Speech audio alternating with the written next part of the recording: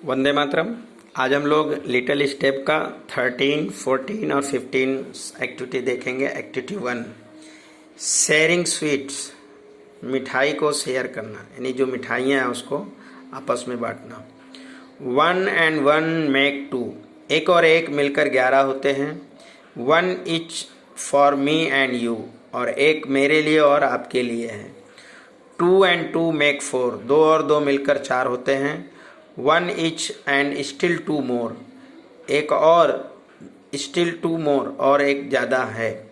3 and 3 make 6, तीन और तीन मिलकर 6 होते हैं। बिग लॉलीपॉप ऑन स्टिक, ये जो बिग लॉलीपॉप है उसकी बड़ी सी छड़ी है, यानी जो बिग लॉलीपॉप है उसमें एक डंडी है बड़ी सी। 4 and 4 मेक 8, चार और चार मिलकर 8 होते हैं। Jalebi and barfis on the plate, jalebi और बर्फी प्लेट पर हैं। 5 and 5 मेक अ 10, पाँच और पाँच मिलकर 10 होते हैं। Let us count them all again, चलो इन सबको काउंट करें। यहाँ पर अपेला अंक माटे काव्यमाथी योग शब्द शोधीने लखो।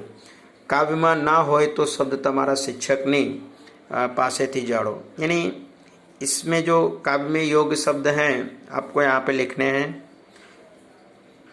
जैसे मेक लिखिए, फिर ईच लिखिए, फिर स्टील का लिखिए, फिर लॉलीपॉप, फिर बर्फ़ी, जलेबी, काउंट, इस तरह से आप 10 सेंटेंस लिखिए इसमें से ढूंढकर। उसके बाद उदाहरण प्रमाणे તમારા પરિવારના સભ્યોના अथवा મિત્રોની મોબાઈલ નંબર લખો।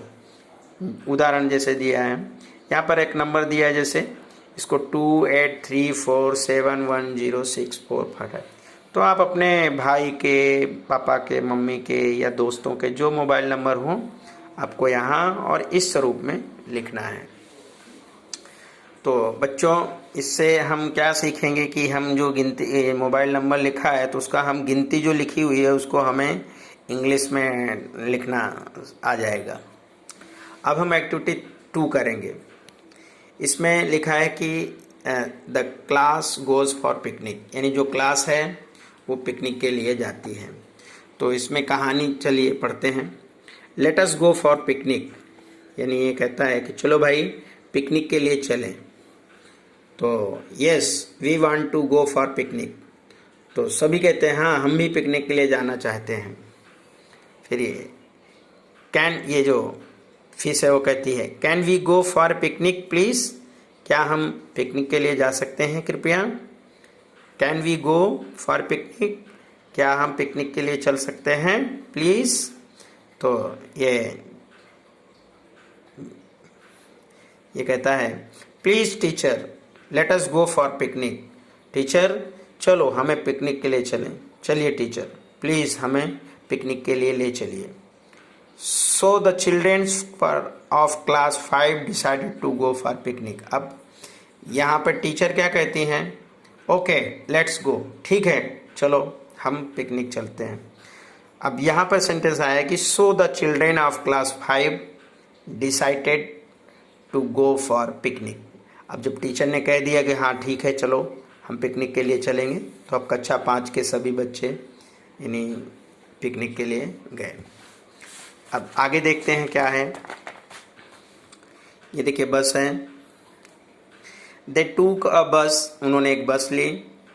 And went to the Sundarban, और बस के माध्यम से वे सुंदरवन पहुंच गए। It is a picnic spot in the jungle, ये जंगल में, यानी पिकनिक स्पॉट है जो जंगल में बसा हुआ है। यहाँ पर सभी लोग बस से उतरते हैं, देखिए सभी लोग। All of them got down from the bus, all of them got down यानी नीचे उतरते हैं, फ्रॉम द बस यानी सभी उस बस के नीचे बस से नीचे उतरते हैं। They started to walk toward the jungle, और वे सभी स्टार्ट करते मतलब चलना शुरू करते हैं जंगल की तरफ। अब सब जंगल की तरफ चल दिए हैं, देखिए। और देखिए इस चित्र को देखिए, अचानक बारिश होने लगती है, तो इसको पढ़ते हैं। सडनली इट स्टार्टेड रेनिंग, अचानक, सडनली मीन अचानक, बारिश शुरू हो जाती है। दे saw a building in front of them. सी का सेकेंड फॉर्म है सा। उन्होंने सामने एक बिल्डिंग देखी। दे रैन टूवर्ड इट, वे वहाँ दौड़ते हुए गए। द डोर वॉज ओपन, और दरवाज़ा खोला। दे इंटर्ड, और उसमें प्रवेश किए। It was very dirty house, ये जो घर था बहुत गंदा था। They could not see anybody inside, वे इधर उधर कुछ भी नहीं देख सकते थे। दे साउटेड, वे सभी चिल्लाने लगे। हेलो एनीबॉडी देयर, हेलो यहाँ पर कोई है, हेलो एनीबॉडी देयर, सब चिल्लाने लगे। फिर ये बोलता है yes I think nobody is there. तो ये भाई साहब कहते हैं कि मैं सोचता हूँ यहाँ कोई नहीं है। Let's stay here for some time, चलो यहाँ कुछ समय रहते हैं, व्यतीत करते हैं। फिर ये it is raining can we stay here for some time, अभी पूछ रहे कि बरसात हो रही है तो can we stay here for some time, कुछ समय तक हम यहाँ रुक सकते हैं। तो फिर ये जो एलिफेंट कहती है but madam the house is so dirty, ये घर बहुत गंदा है। तो मैडम क्या कहती हैं, लेट्स क्लीन इट, चलो इसे साफ करें। 4 of you clean the kitchen, कहते 4 आप किचन को साफ करेंगे, 4 लोग मिलकर। And 4 of you clean this big room, कहते हैं 4 आप लोग इस बड़े कमरे को साफ करेंगे। Miss Gauri said, miss Gauri ने कहा स्वीप द फ्लोर, फर्श को साफ करो। पॉपी सेड, पॉपी कहता है आई शैल स्वीप द फ्लोर, मैं फ्लोर को साफ करूंगा। Poppy swept the floor, Poppy ने फ्लोर को यानी फर्श को साफ किया। दस दे क्लीन द रूम, और वे सभी रूम को साफ कर रहे हैं। तो ये थी पिकनिक स्पॉट की कहानी, और उसमें बारिश आती है, सभी लोग जंगल में एक खुला घर देखते वहाँ जाते हैं, वहाँ पे गंदगी होती है तो फिर सभी लोग सफाई करके उसमें रहते हैं। अब बच्चों जो हम एक्टिविटी 3 पढ़ेंगे उसमें मेक सेंटेंस बनाना है। तो इसके लिए सबसे पहले आपको 3 लोगों का यानी एक आपको चार्ट बनाना है, उस चार्ट में लिखना है ए बॉक्स, दूसरे चार्ट में लिखना है दिस, और तीसरे में लिखना है इज। और उस चार्ट को आप 3 लोगों की मदद से करेंगे, जैसे चित्र में दिखाया गया रॉकी, मयंक और जैसी हैं। अब रॉकी के हाथ में ए बॉक्स रहेगा, मयंक के हाथ में दिस है, और जैसी के हाथ में है इज। अब इसको मिलाकर एक सेंटेंस बनाना है। तो मयंक के हाथ में है दिस, तो सबसे पहले मयंक बोलेगा दिस, फिर जस्सी के हाथ में है इज तो जस्सी बोलेगा इज, फिर बाद में रॉकी बोलेगा ए बॉक्स, यानी इससे एक सेंटेंस बन गया दिस इज अ रॉक। इसी तरह से बच्चों आपको दिस एक अलग कागज में लिख लेना है, फिर इज अलग कागज में, और एक चौक अलग कागज में लिखकर आप 3 लोगों की मदद से इस एक्टिविटी को करेंगे और इधर उधर कर देंगे चौक को, मतलब जो आपने जो पुर्जी बनाई है उसको तीनों को अलग अलग दे देंगे। फिर बारी बारी से बोलेंगे। मान लीजिए आपके पास है दिस, आपके छोटे भाई के पास है चौक, और आपके बड़े भाई के पास है इज। तो सबसे पहले आप बोलेंगे दिस, फिर आपका छोटा भाई बोलेगा, बड़ा भाई बोलेगा इज, फिर सबसे भाई छोटा बोलेगा ए चौक। इस तरह से that is a bench, it is a dog, he is a Narayan, she is a doctor, is it at marble, yes it is, no it is, no it is not. इस तरह का सेंटेंस हम बना सकते हैं। यानी कहने का मतलब है कि इसमें जो सेंटेंस है वो सब इधर उधर रहेगा, जैसे is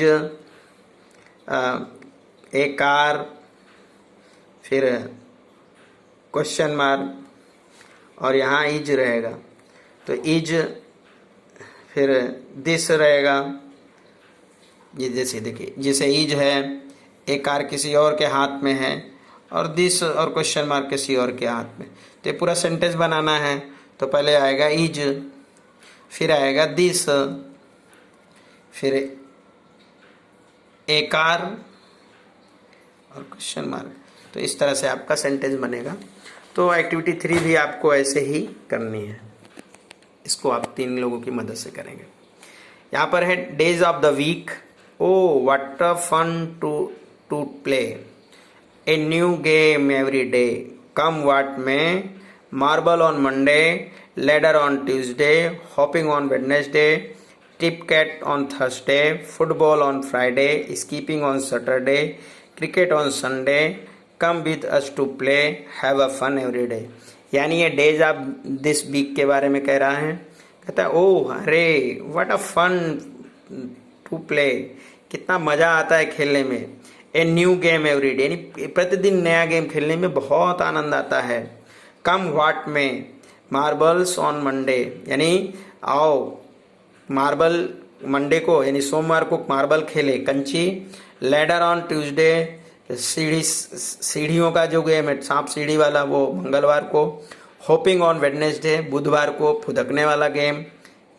tip cat on the Thursday, यानी वो टिप कैट यानी जो लुका छुपी का गेम होता है वो हम थर्सडे को खेलें। फुटबॉल ऑन फ्राइडे, फुटबॉल का गेम हम शुक्रवार को खेलते हैं। स्कीपिंग का जो है वो हम शनिवार को खेलते हैं। क्रिकेट हम संडे को खेलते हैं। Come with us to play, आओ हमारे साथ खेलो। Have a fun every day, और हमारे साथ खेलो और प्रतिदिन आनंद लो। बच्चों हमारी एक्टिविटी यहाँ पर ख़त्म होती है। आशा रखता हूँ समझ में आया होगा। वंदे मातरम। जय हिंद।